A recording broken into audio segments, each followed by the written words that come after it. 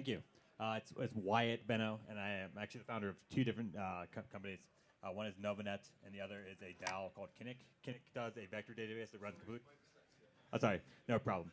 It runs a vector database on the Definity blockchain, ICP, and NovaNet itself is actually very focused on zero-knowledge proofs. We're not doing it for scalability.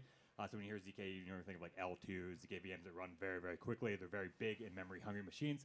We want it actually for privacy and local verifiable computation. So we made a specialized scheme that runs on your phone, on your device, and this is what allows you to prove facts about your local computation in a privacy-preserving manner. Where are my slides? Or do I have to, there we go, thank you. Yeah, so these are the two companies if you want to go look up their websites. One's a DAO, so it's technically not a company, but NovaNet itself is a company, and we are in testnet mode right now. Oops. Cool, so models are actually getting smaller and smaller and actually better and more specialized. So you can have a model that runs directly on your phone or on your local device that's a very specialized actor that can do things for you.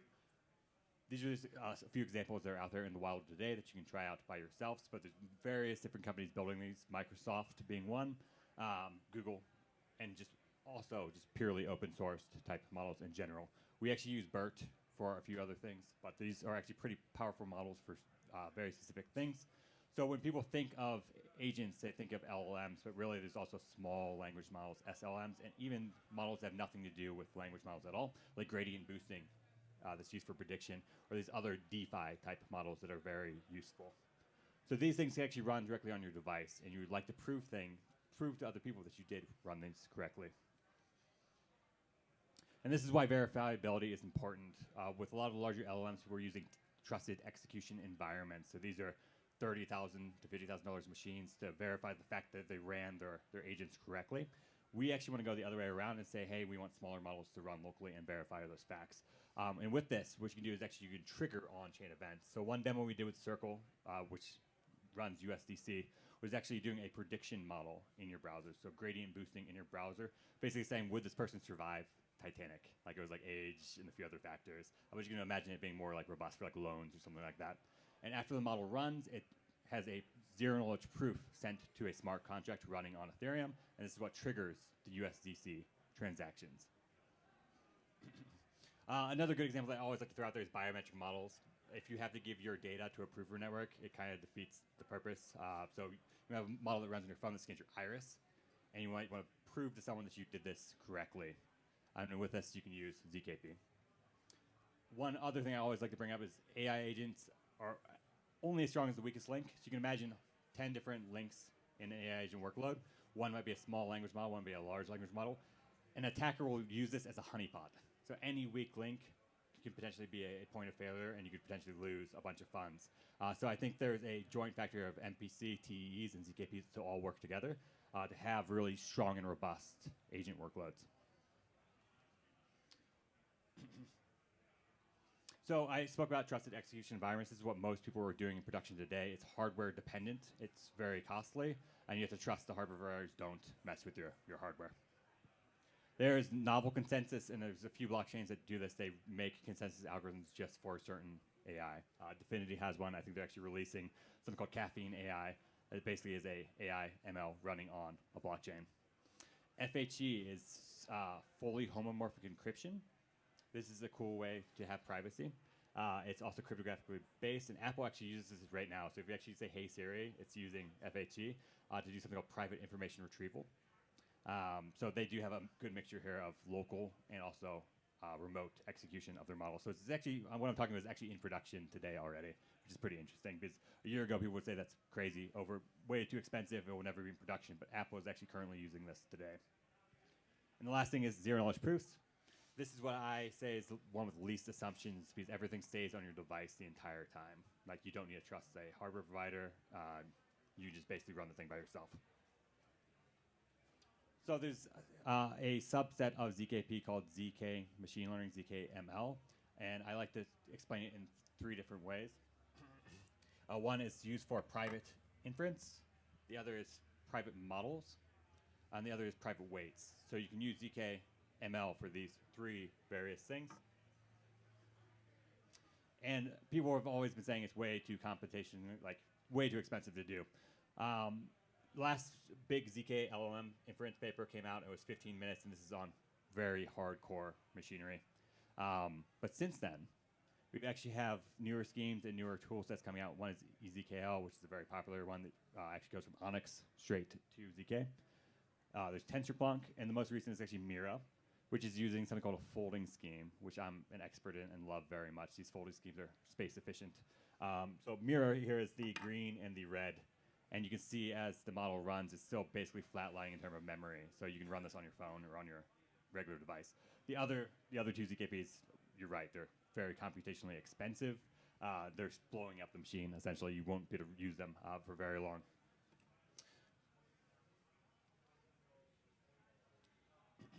So I predict when AI, as is getting smaller, the ZKP will actually get smaller as well. So we could be able to run these models locally and then have it verify potentially bigger agents outside of your local device. So you can say, hey, I ran this prediction model locally, trigger agent number 2 based on the cryptographic proof that I ran locally.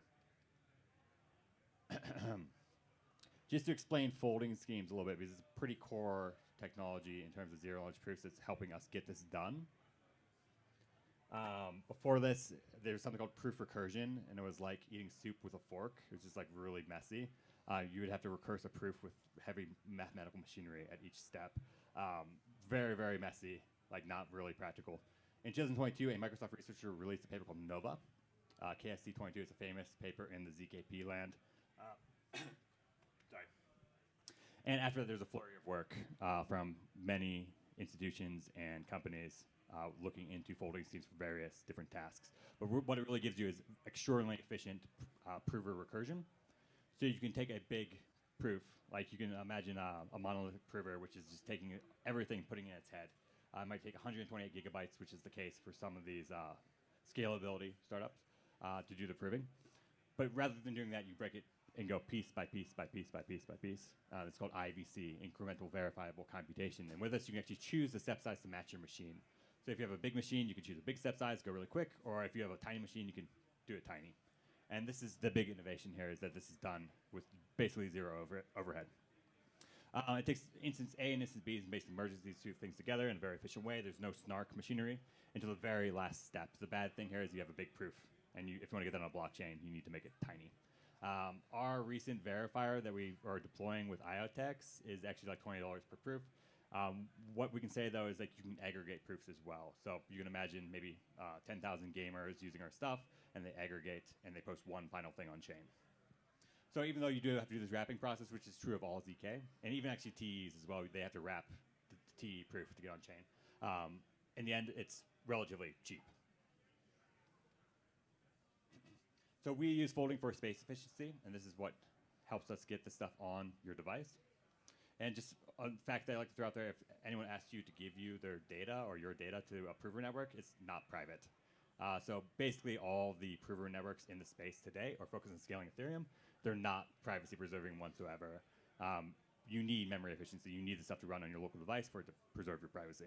So ZK is kind of a fake name in a lot of these companies. It's not actually zero knowledge. Most of the time it's actually succinctness, which is not the same trait. But with folding, you can do this very efficiently. And one thing that I'm just going to go over really quickly is the kind of history since 2022. There's Nova, Supernova. These are all named after like space stuff for whatever reason. I don't know what's going on with the researchers. Protostar, Protogalaxy, Hypernova. If I ever make a paper, it's something called Gamma Ray Burst, just to finalize everything with the space stuff.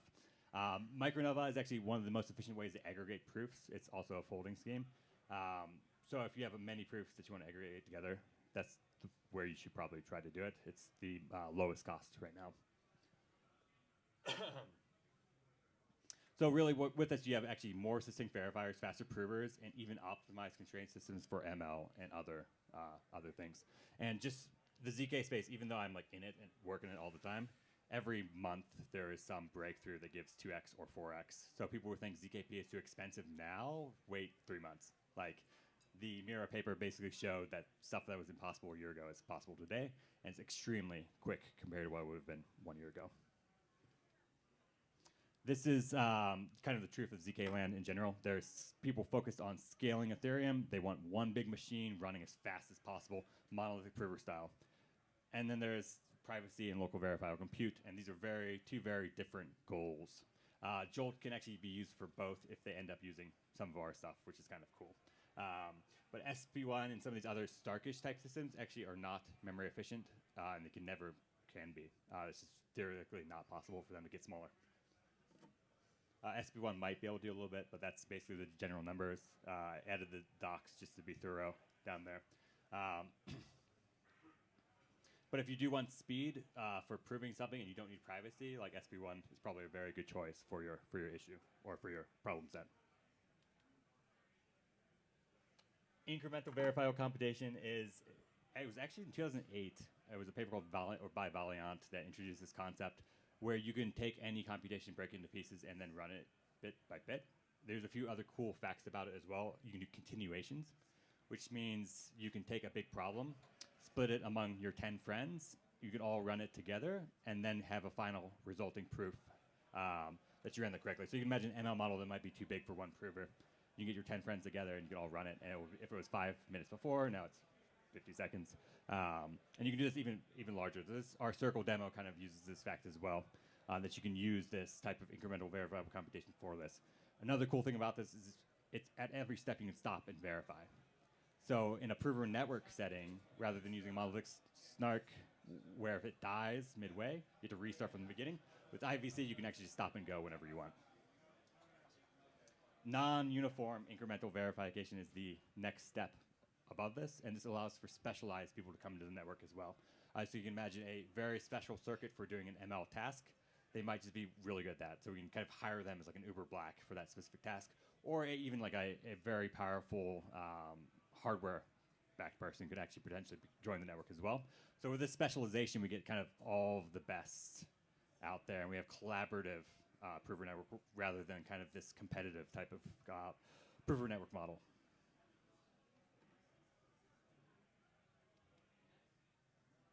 Yeah, so multifolding allows parallelization. It's pretty cool because you can actually you can be in a meeting and your computer could be sitting there. You could be proving and be earning money for doing these proof tasks, which I think is pretty awesome. Or if you're a ZK gamer and you need privacy in your game, you can have like a GPU that's pretty powerful and just join as well. There's a few companies that are using this same type of setup. Nexus is one. I think they had a testnet recently. Maybe 10 million people join or 10,000 people join. And it's just a really powerful idea. You can take a gigantic problem that wouldn't be practical, paralyze it, and run it with these multi-folding schemes. Or you can actually use it for aggregation as well, which is another very valid way to use these. Rather than paying one big time per each customer, you can actually fold these things together and just pay once at the very end.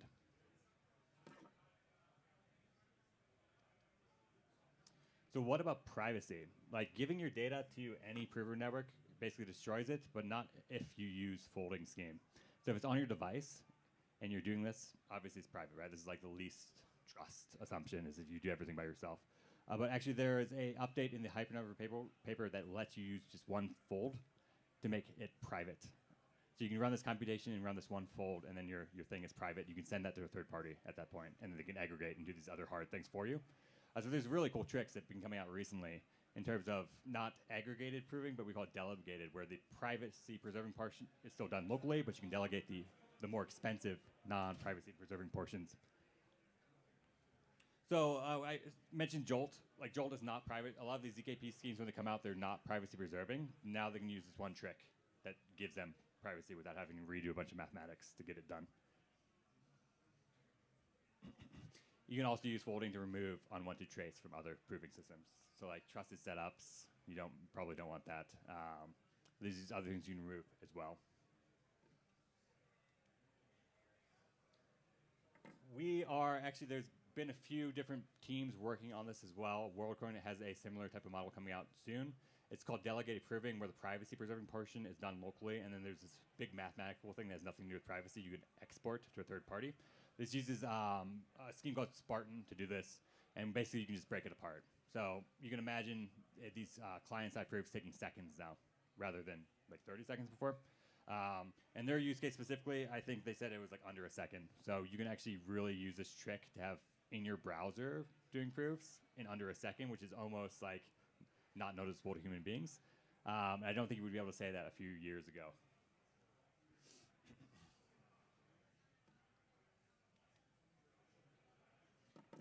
So really, as models become smaller and as ZKP becomes more and more efficient for running locally, we will have bigger, better models. Now we can do small models like gradient boosting, etc. And I think a few other teams use these in production today for DeFi type applications, but we can imagine bigger applications with our verifiability being used in whole chains of AI workflows. And then we're going to use these distinct proofs to basically verify the last step in the chain. And this will let you protect against basically a broken workload from AI agent flows. If privacy is not an issue, you can obviously use prover networks to accelerate any issue that you want. It doesn't have to be ML or LLM. It could be basically any problem set. You could just use a prover network and it could totally just accelerate any ZKP that you want it to.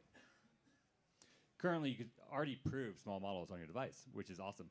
And then you could fold and aggregate in a network, which is a very important fact if you have users with a bunch of users that don't all want to individually post onto a chain. Delegate Spartan is super fast, and this is why WorldCoin is using it, and this is why we're using it as well. It's a cool trick that's mathematical. It preserves privacy, but also lets you outsource this mathematics to an untrusted prover. And with these things all together, that's basically my talk. Thank you.